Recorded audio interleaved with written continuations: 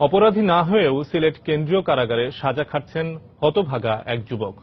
রিপন আহমদ ভুট্টো নামে ওই যুবককে যাবজ্জীবন সাজাপ্রাপ্ত আসামি ইকবাল হোসেন বকুল দেখিয়ে কারাগারে পাঠানো হয়। ভুক্তভোগীর দাবি, পুলিশ রাস্তা থেকে ধরে নিয়ে কারাগারে পাঠিয়ে দেয়, আর সেখানে গিয়েই জানতে পারেন যাবজ্জীবন সাজাপ্রাপ্ত আসামি তিনি। আর মূল আসামির স্বজনদের দাবি, বকুল কারাগারে নয়, থাকছেন সৌদি আরবে।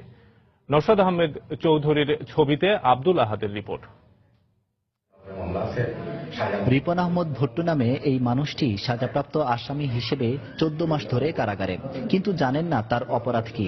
আবার কারাগারে বন্দী আছেন আরেক নামে, অথচ যার নামে কারাভোগ করছেন সে ঘুরে বেড়াচ্ছে বিদেশে। অসহায় এই মানুষটির সঙ্গে ঘটা এমন করুণ কাহিনী বেরিয়ে এসেছে সময় সংবাদের অনুসন্ধানে। খোঁজ নিয়ে জানা যায়, 2009 সালের একটি হত্যা মামলায় পলাতক আসামি হিসেবে যাবজ্জীবন সাজা হয় দরাস মিয়া, তার স্ত্রী রোজিনা বেগম এবং ইকবাল হোসেন বকুল নামের 3 ব্যক্তির। 2015 সালের 11 অক্টোবর গ্রেপ্তার দেখিয়ে ইকবাল হোসেন বকুল নামে একজনকে কারাগারে পাঠানো হয়। রিপন আহমদ ভুট্টোর দাবি, পরিচয়পত্র দেখানোর পরও বকুল সাজিয়ে তাকে আটক করে পুলিশ। আমার নাম রিপন আহমদ ভুট্টো। আমার আইডি বা আমার পাসপোর্ট আছে। আমি বিদেশে ছিলাম প্রায় 3 মাস যাবৎ, দুবাইয়ে ছিলাম। মানে পাসপোর্টেও আমার নাম ছিল রিপন আহমদ ভুট্টো।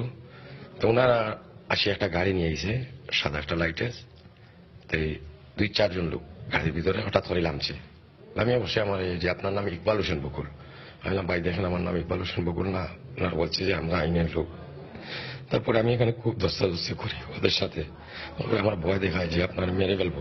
ঘটনা অনুসন্ধানে মূল আসামি বকুলের বাড়িতে গিয়ে কথা হয় তার বাবার সাথে। তিনি বলেন, তার ছেলে দীর্ঘদিন ধরে সৌদি আরব থাকেন। মামলার বাদীরও দাবি, কারাগারে থাকা ব্যক্তি বকুল নন। আর আইছেন না? একবার আইছি, আবার গেছেন কি? কোন দেশ হতেন তখন? আচ্ছা ও তো এটা বাদ দাও না, এটা দিক দাও আপনাকে বইয়ে কথা বলতো না। হ্যাঁ ও আপনি রাইট কেন আমি একলা। আচ্ছা আচ্ছা আচ্ছা, বিদেশ থেকে যোগাযোগ করেনি আপনার? আমার লোকে যোগাযোগ করে না, বিদেশি থাকে। ইকবাল হোসেন বকুল, গয়াস উরুফে দয়াস, রুজিনা বেগম, ওরা হচ্ছে আমার প্রকৃত আসামি, কিন্তু বর্তমানে যে আসামিটা আছে ও আমার আসামি না। এ বিষয়ে পুলিশ ও পিপি কোনো কথা বলতে রাজি হননি। অবশ্য জেল সুপার ও জেলা ম্যাজিস্ট্রেট জানান, বিষয়টি সরকারের উচ্চ মহলে জানাবেন।